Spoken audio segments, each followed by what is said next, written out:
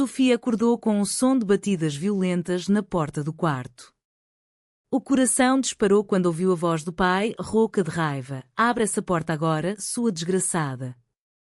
Antes que pudesse reagir, a porta foi arrombada e ali estavam eles, os pais, com olhares de nojo e traição, segurando o telefone dela como prova de um crime. As mensagens trocadas com Inês, cheias de amor proibido, haviam sido descobertas durante a noite. Sem uma palavra de defesa, Sofia foi arrastada para fora de casa, as malas jogadas na rua sob a chuva fina de Lisboa e trancada num carro que a levou para longe, para uma casa segura nos arredores da cidade, um eufemismo para um centro de conversão disfarçado de retiro espiritual. Chegando lá, o ar cheirava a incenso e desespero. A diretora, uma mulher de meia-idade com um sorriso falso, explicou as regras: terapia diária, orações em grupo, isolamento do mundo exterior. Aqui vamos curar-te dessa confusão, disse ela, enquanto confiscava o telemóvel de Sofia. Os dias seguintes foram um turbilhão de sessões onde psicólogos questionavam a sua identidade, repetindo que o amor entre mulheres era uma fase, uma doença influenciada pela sociedade moderna. Sofia resistia em silêncio, mas cada palavra cortava como uma lâmina. À noite, sozinha no quarto partilhado com outras pacientes, ela revivia as memórias com Inês, os passeios pelo Tejo, os beijos roubados em cafés escondidos, a promessa de um futuro juntas. Mas agora, o futuro parecia uma prisão. A pressão familiar era o pior. Os pais ligavam diariamente, alternando entre súplicas e ameaças. Pensa na família, Sofia. No que os vizinhos vão dizer? No teu avô, que lutou pela tradição católica? A mãe chorava, dizendo que a homossexualidade era um pecado que destruiria a linhagem. Sofia sentia o peso da culpa. Será que o seu amor valia a dor que causava? Ela começou a duvidar, especialmente quando via outras raparigas no centro quebrarem, assinando declarações de cura e voltando para casa como sombras de si mesmas. Uma delas, Marta, confidenciou-lhe durante uma refeição: eu fingi. Disse que estava curada para sair daqui. Mas por dentro ainda amo a minha namorada. Isso plantou uma semente de rebelião em Sofia, mas também de medo. O que aconteceria se ela resistisse? Os conflitos internos intensificavam-se. Sofia debatia-se entre a lealdade à família e a autenticidade do seu coração. Numa sessão de grupo, forçada a partilhar, ela murmurou: eu não escolhi isto. Mas também não posso mudar. O terapeuta rebateu: escolhes sim. Escolhes o caminho certo ou o da perdição. Aquela noite, ela chorou até adormecer, sonhando com Inês, que provavelmente estava à procura dela, desesperada. Inês, com os seus 25 anos de fogo e determinação, trabalhava como designer gráfica em Lisboa e o seu amor havia sido o primeiro raio de luz na vida conservadora de Sofia. Mas agora, separadas por muros e mentiras, o que restava? À medida que os dias passavam, Sofia notava as fissuras no sistema. Algumas funcionárias pareciam simpatizar, trocando olhares de compreensão. Uma delas, uma enfermeira chamada Clara, deixou cair um bilhete no seu prato: não desistas. Há uma saída. Isso acendeu uma faísca. Sofia começou a planejar, observando os horários das guardas, memorizando os cantos escuros do edifício. Mas o custo era alto: trair a confiança da família, arriscar o isolamento total. Numa chamada com o pai, ele disse: se saíres daí sem mudar, estás morta para nós. As palavras ecoaram como um verdito final. Sofia fechou os olhos, sentindo o peito apertar. Ela tinha de escolher submeter-se ou lutar. E a luta começava com uma voz interior que se recusava a calar. Os confrontos diários testavam-na. Numa terapia individual, o psicólogo mostrou-lhe fotos de famílias felizes, insistindo que o seu estilo de vida privaria disso. Sofia rebateu pela primeira vez: e se a minha família for com quem eu amo? Ele riu, chamando-a de iludida. Aquela afronta custou-lhe privilégios, sem visitas, sem recreio. Isolada, ela escreveu cartas mentais para Inês, prometendo resistir. Mas a dúvida crescia, e se os pais tivessem razão? A sociedade portuguesa, apesar dos progressos, ainda carregava resquícios de conservadorismo, especialmente nas famílias tradicionais. Sofia via notícias na TV do centro sobre casamentos gays, mas também sobre discriminações. O seu amor era real, mas o preço era a rejeição total. Finalmente, numa noite chuvosa, Sofia ouviu vozes no corredor. Era Inês? Não, apenas uma ilusão. Mas isso fortaleceu-a. Ela decidiu, usaria a sua voz, literalmente. Como cantora amadora, talvez pudesse usar isso para chamar atenção. Durante uma sessão de oração, ela cantou uma melodia de liberdade alta o suficiente para perturbar. A diretora repreendeu-a, mas Sofia viu o impacto. Outras raparigas ergueram a cabeça, olhos brilhando. O primeiro passo para a rebelião estava dado. O custo? Mais isolamento, mais dor. Mas o fogo acendia-se. Os dias no centro transformaram-se numa batalha constante.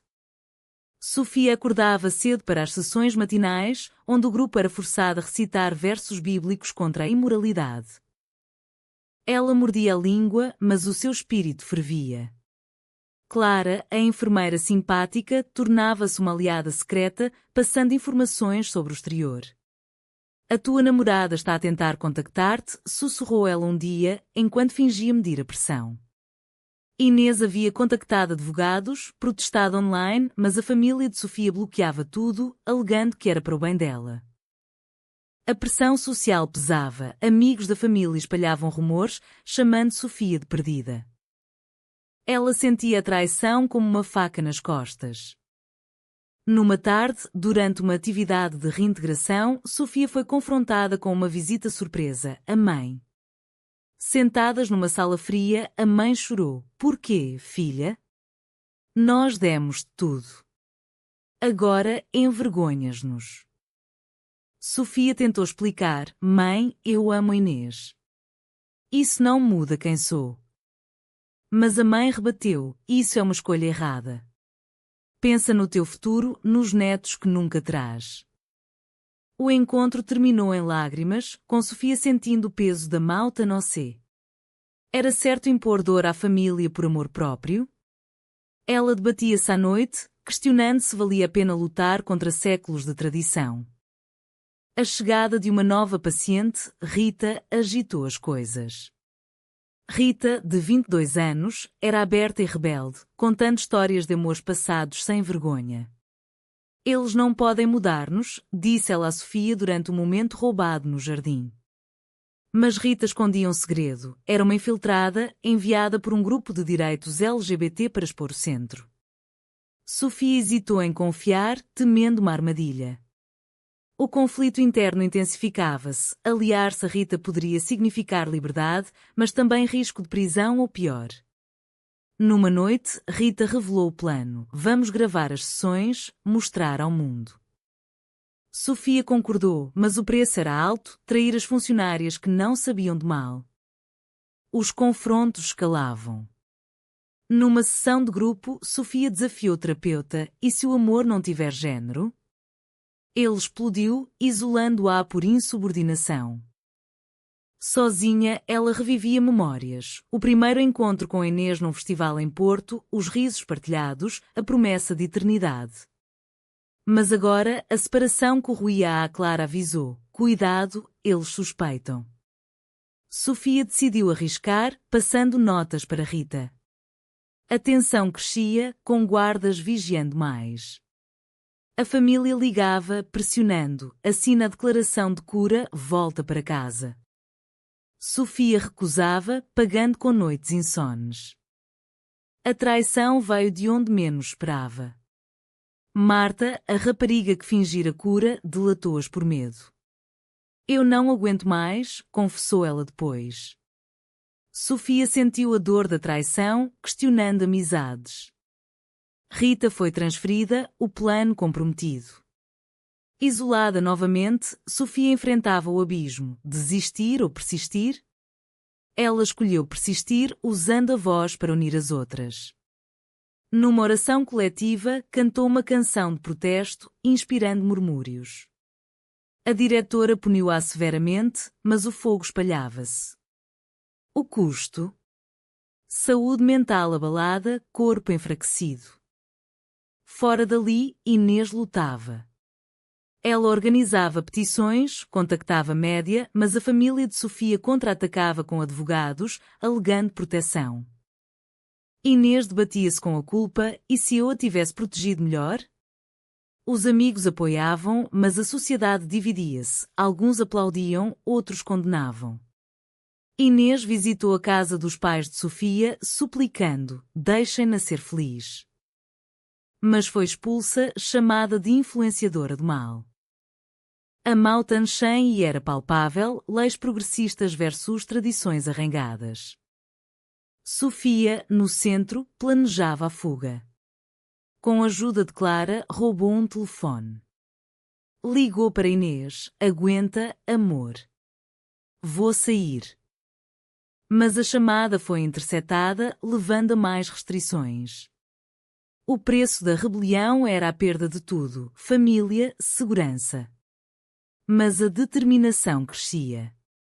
Numa noite, ela confrontou a diretora: isto não é cura, é tortura. A resposta foi silêncio, mas Sofia via rachaduras. O alto trau aproximava-se, com decisões que mudariam tudo. A tensão no centro atingia o pico. Sofia, agora líder informal das raparigas, organizava reuniões secretas no banheiro, partilhando histórias de dor e esperança. Nós não somos doentes, declarava ela, e quando as palavras de Inês. Mas a vigilância aumentava, câmaras instaladas, horários rígidos. Clara, arriscando o emprego, passava chaves e mapas. Foge esta noite, sussurrou. Sofia hesitava: deixar as outras para trás era uma traição? O conflito moral consumia-a: salvar-se ou sacrificar-se pelo grupo?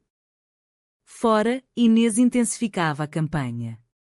Com amigos ativistas, protestava frente ao centro, cartazes clamando liberdade para amar. A média pegou a história. Jornais de Lisboa publicavam artigos sobre centros de conversão ilegais. A família de Sofia reagia com fúria, processando Inês por difamação. Ela está a destruir a nossa reputação, gritava o pai. Inês pagava o preço: ameaças anónimas, perda de clientes no trabalho. Mas persistia, impulsionada pelo amor. Numa entrevista, disse: o amor não é crime. A sociedade precisa mudar. Dentro, Sofia enfrentava uma confrontação direta. A diretora chamou ao escritório: assina ou sofre as consequências. Sofia rebateu: as consequências são vossas, quando o mundo souber. A diretora riu, revelando que Marta havia sido plantada para testar lealdades. A traição doía fundo, abalando a confiança de Sofia. Ela questionava tudo: amigos, aliados. Isolada novamente, debatia-se com a dúvida: e se desistisse? Mas uma carta smuggling de Inês chegou: luta por nós. Isso reacendeu a chama. O plano de fuga ganhava forma. Com Rita de volta secretamente, elas sabotavam o sistema elétrico, criando caos. Durante a confusão, Sofia escapava pelo jardim, correndo para a estrada. Mas foi capturada, arrastada de volta. O custo: espancamentos verbais, medicação forçada. Enfraquecida, ela via alucinações de Inês, questionando a sanidade.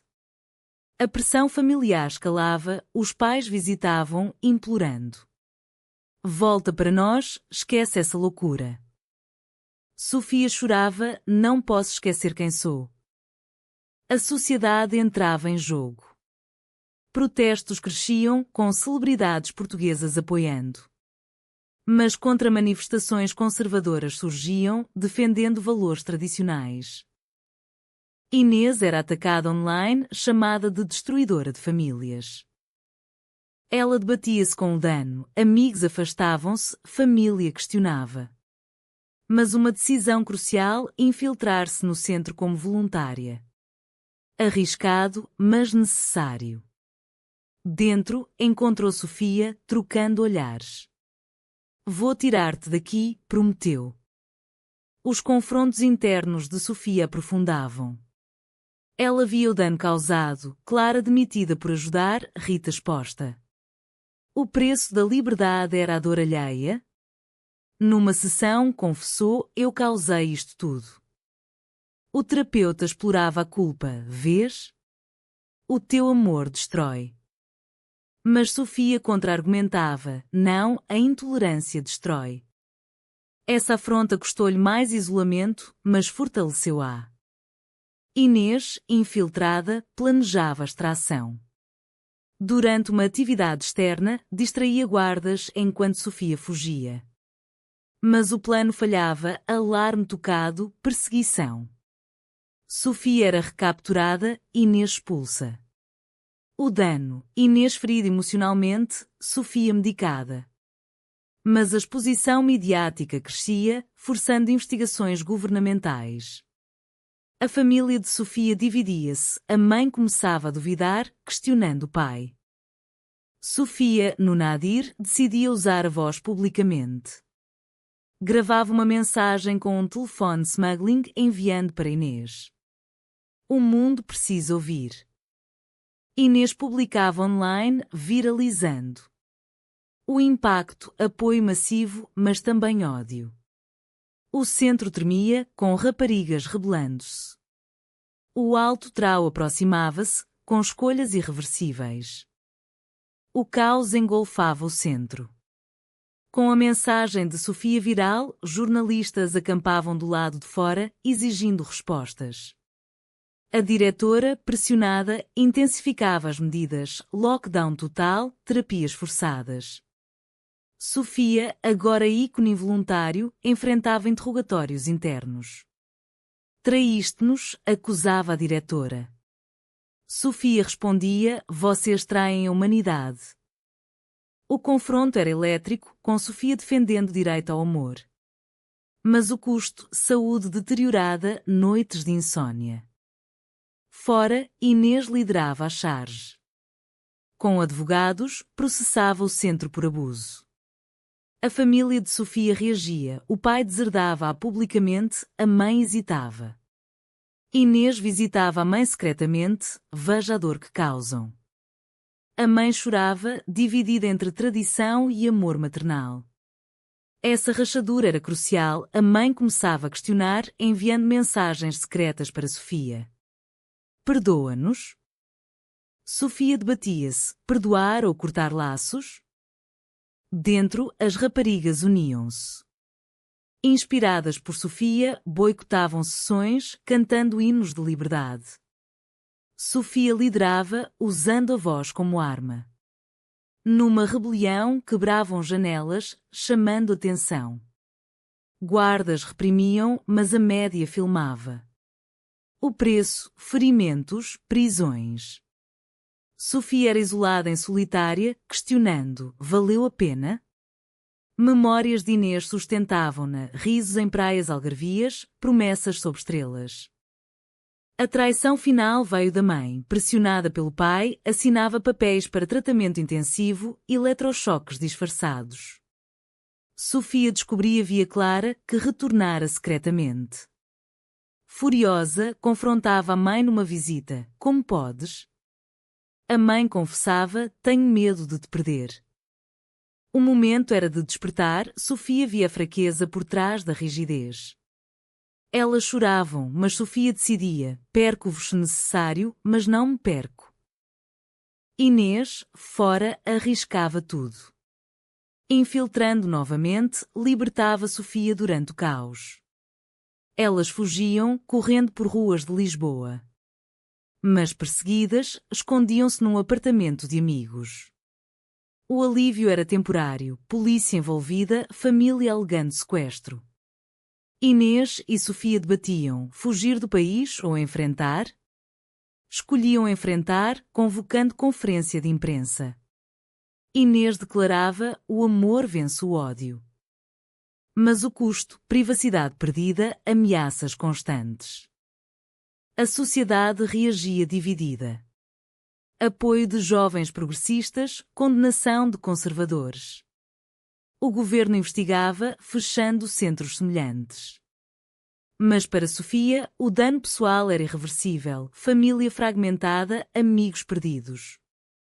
Numa noite, confrontava o pai por telefone. Por que odiar-me? Ele respondia, não é ódio, é salvação. Sofia desligava, escolhendo o corte. O preço da autenticidade era a solidão familiar. O clímax aproximava-se, julgamento do centro. Sofia testemunhava, expondo abusos.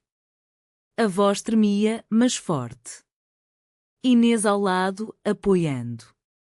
A Vitória, centro fechado, diretoras presas. Mas a família processava Sofia por danos morais. Ela debatia-se, contra-atacar ou perdoar? Escolhia perdoar, enviando carta, amo-vos, mas viva minha verdade.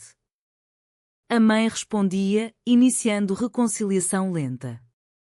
Com o centro destruído, Sofia e Inês reconstruíam a vida. Morando juntas num pequeno apartamento em Alfama, enfrentavam o aftermath. Sofia trabalhava como ativista, falando em eventos sobre direitos LGBT. Mas as cicatrizes permaneciam, pesadelos com o isolamento, dúvida residual. Inês, promovida no trabalho graças à visibilidade, apoiava juntas, superamos. Mas o preço era visível, Inês lidava com ansiedade, Sofia com culpa familiar. A reconciliação com a mãe progredia. Encontros secretos em cafés, conversas sobre o passado. Eu errei, admitia a mãe. Sofia perdoava, mas o pai permanecia distante, simbolizando a divisão social. Em Portugal, leis avançavam, mas mentalidades mudavam devagar. Sofia via isso em olhares na rua, comentários online. O amor delas era público, mas vulnerável. Num evento, Sofia confrontava um opositor. Por que negar o nosso direito? Ele respondia, tradição. Ela rebateu, tradição evolui. O debate espalhava-se, Ji Tren Lun. Amigos celebravam, mas perdas doíam, relações quebradas, saúde abalada. Sofia questionava, valeu o sacrifício? Inês respondia, sim, por liberdade. Anos passavam, com altos e baixos. Elas adotavam um cão, planeavam viagem, simbolizando normalidade. Mas uma carta do pai chegava, pensa no que fizeste. Sofia ignorava, focando no futuro. A sociedade mudava, mais aceitação, menos centros. Elas inspiravam outras, pagando com privacidade. No fim, Sofia refletia, o amor custara tudo, mas dera mais. Elas caminhavam pelo Tejo, mãos dadas, livres.